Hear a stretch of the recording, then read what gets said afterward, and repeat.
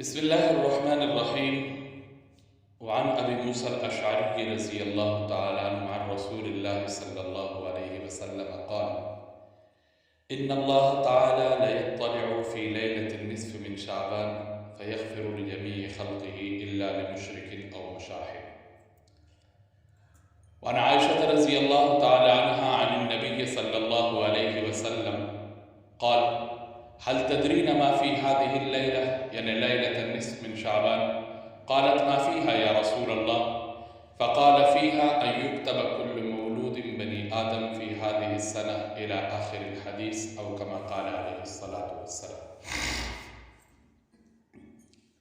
مشکات صفحہ نمبر 115 پر جلد نمبر 1 کافی ساری احادیث ہیں جو شعبان کے 15ویں رات، جس کو ہم لوگ شب برات کہتے ہیں، اس کے متعلق رہنمائی بھی کرتی ہیں، اور جو کچھ اس رات میں عبادات کے روح سے کرنا چاہیے، جو کچھ مانگنا چاہیے، اس کے متعلق ذکر ہے۔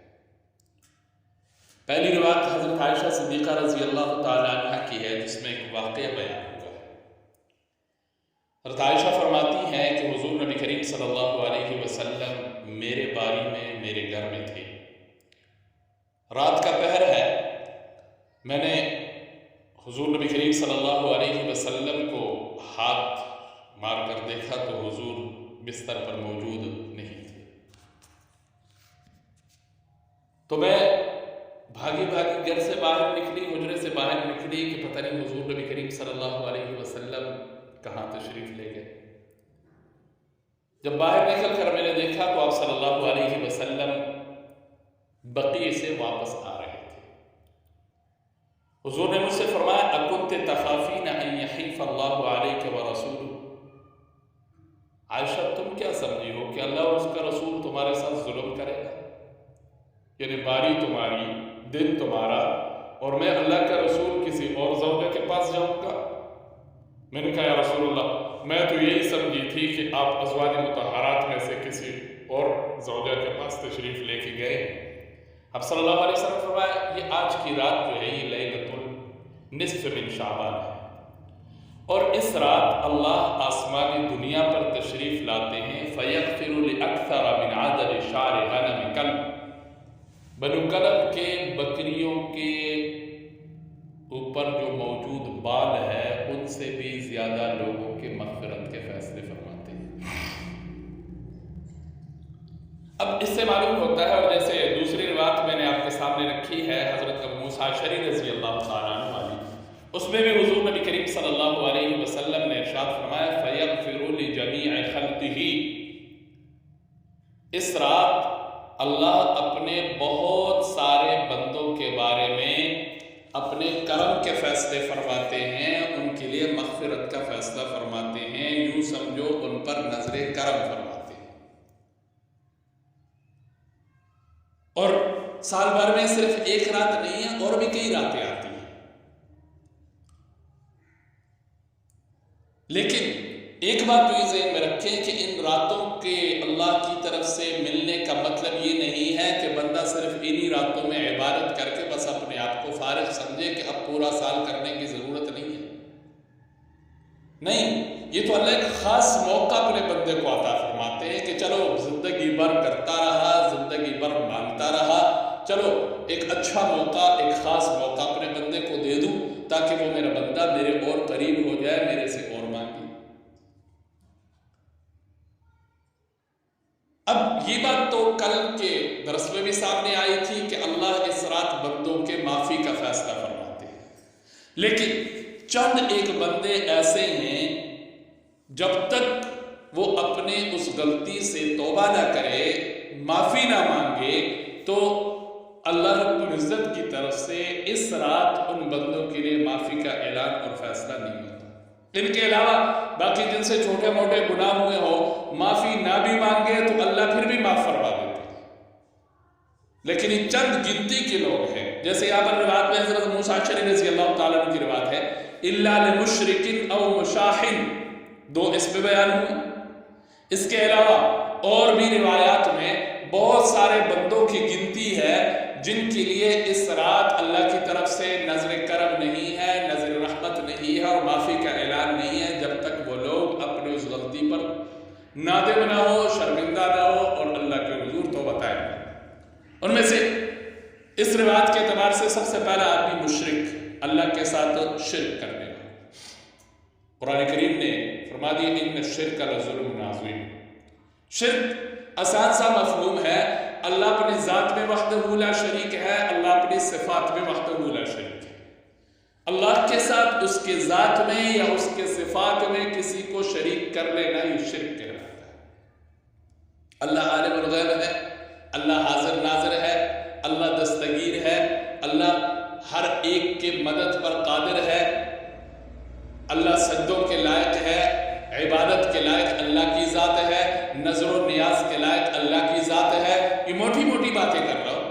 اب اگر ان میں سے کسی ایک میں ہم اللہ کے علاوہ اللہ کے مخلوق میں سے کسی ایک کو اللہ کے شریک ٹھہراتے ہیں تو یہ شرک ہو جائے۔ مشرکین مکہ اللہ کو خالق مانتے تھے اور اللہ کو بڑا بھی مانتے تھے، لیکن انہوں نے چھوٹے چھوٹے بت بنائے ہوئے تھے اور یہ کہتے تھے کہ ہم اللہ تک پہنچ نہیں سکتے، ہمارے ان کی آگے اور ان کے پھر اللہ کے آگے۔ ہمارے ہاں قبروں کے پاس جا کر، قبروں پہ جا کر یا کسی گدی نشین کے پاس جا کر اس کے سامنے جھکنا، اس کے سامنے سجدہ کرنا، اس کے بارے میں یہ کہنا کہ وہ ہمارے حالات کو جانتا ہے، ہمارے گھر کے حالات کو جانتا ہے، فلانا جیسے عام عقیدے ہیں، تو یہ شرکی عقیدہ بن جائے گا۔ اگر اس سے ہم توبہ نہیں کریں گے تو اللہ کی ذات اس رات ہمارے بارے میں مغفرت کا فیصلہ نہیں کرے گی۔ دوسرے نمبر پر ناحق قتل کرنے والا، جس نے ناحق کسی کو قتل کیا، جب تک وہ معافی نہیں مانگے گا اس کے ورثاء سے، اس وقت تک اس بندے کے لیے اس رات معافی کا اعلان نہیں ہے۔ نمبر 3، گناہ کرنے والی عورت، بدکاری کرنے والی عورت، جب تک اس رات وہ اپنے اس کام سے توبہ نہیں کرے گی تو اس کے لیے بھی معافی کا اعلان نہیں ہے۔ نمبر 4 پر ہے مدمن الخمر، شراب کا عادی۔ شراب کا عادی آدمی جب تک وہ اس شراب پینے سے توبہ نہیں کرے گا، اللہ سے معافی نہیں مانگے گا تو اس کے لیے بھی معافی کا اعلان نہیں ہے۔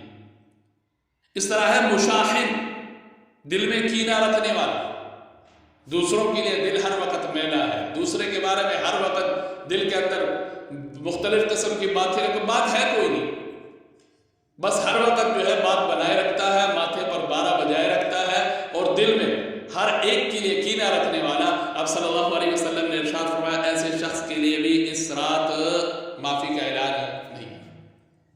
نمبر 7 پر ہے قاطع الرحم، رشتہ توڑنے والا، رشتہ ناطے توڑنے والا۔ حکم ہے صلہ رحمی کا اور یہ کیا کرتا ہے؟ رشتے کو بہانہ بہانہ ڈھونڈتا ہے، بہانے بہانے پر بھائی سے ناراض، بہن سے ناراض، اولاد سے ناراض، ماں باپ سے ناراض، سسر ساس سے ناراض، اسی طرح جو گھر کے فیملی کے افراد ہیں یا جو خاندان اور رشتہ داری ہے اس کو نبھانے کے بجائے اس کو توڑنے کی کوشش کرتا ہے، ہر وقت اس کا منہ لٹکا ہی رہتا ہے۔ تو ایسے شخص کے بارے میں جب تک وہ توبہ نہیں کرے گا، چاہے وہ مرد ہو یا عورت، اس کے لیے اس رات معافی کا اعلان نہیں۔ اسی طرح تہبند کو یا شلوار کو، مرد کے لیے شلوار کے کو ٹخنوں سے نیچے رکھنے والا، اس بارے میں ہم نے کتاب اللباس میں تفصیلاً احادیث پڑھی ہے کہ اللہ ایسے آدمی کے اوپر نظر رحمت نہیں فرماتے۔ جو خاص موقع ہوتے ہیں ان خاص موقعوں سے بھی ایسے بندے معلوم ہوتے ہیں، جس وقت اللہ کی رحمت عام ہوتی ہے اس وقت اس عام رحمت میں بھی، خاص موقعوں پر بھی، عام معافی کے وقت بھی ان لوگوں کے لیے معافی نہیں ہوتی۔ اسی طرح ناجائز ٹیکس وصول کرنے والا، ظالم، جلاد، جادو کرنے والا، نجومی ٹائپ آدمی، گانا گانے والا، جوا کھیلنے والا، یہ ایسے افراد ہیں کہ اس خاص موقع پر اور اس عمومی مغفرت کی رات بھی ان لوگوں کے لیے معافی کا اعلان نہیں۔ اس لیے توبہ کرنی چاہیے۔ اب میرے بارے میں کوئی نہیں جانتا، میں تو اپنے بارے میں جانتا ہوں، میں نے رب کے حضور جانا ہے، میں نے جان دینی ہے، آگے جو بڑی عدالت ہے اس عدالت میں میرے پیش ہونا ہے۔ اور پھر توبہ کے لیے چند ایک کام ایسے ہیں جو جو اللہ کے نافرمانی ہوئی، اس کے لیے کسی اور کو کہنے کی ضرورت نہیں ہے، کسی اور کے پاس جانے کی ضرورت نہیں ہے۔ ڈائریکٹ بندہ اپنے اللہ کے ساتھ رابطہ قائم کرے، سجدہ ریز ہو جائے اللہ کے سامنے، دو ندامت کے آنسو بہا لے، تو جیسے باقی لوگوں کے لیے اس طرح معافی کا اعلان ہوتا ہے، اس بندے کے لیے بھی معافی کا اعلان ہے۔ اس لیے ایک تو اس رات میں یہ کوشش کرنی چاہیے کہ بندہ معافی مانگے، اور دوسرا دعاؤں کی رات ہے تو بندہ دعاؤں کا اہتمام کرے، اپنے لیے مانگے، اپنے اولاد کے لیے مانگے، والدین کے لیے مانگے، اپنے قریبی رشتہ داروں کے لیے مانگے، زندہ کے لیے مانگے، مردوں کے لیے مانگے۔ اور اسی طرح یہ جو رات ہے، یہ رات رزق کی تقسیم کی رات ہے، اس لیے اللہ سے حلال رزق بھی مانگا جائے، کیونکہ دعا جہاں تک تعلق ہے، آپ نے سنا ہوگا عبادت ہے، اور دعا جو ہے یہ عبادت کا مغز ہے، اس کا اہتمام کرنا چاہیے، اس سے اپنے آپ کو غافل نہیں کرنا چاہیے۔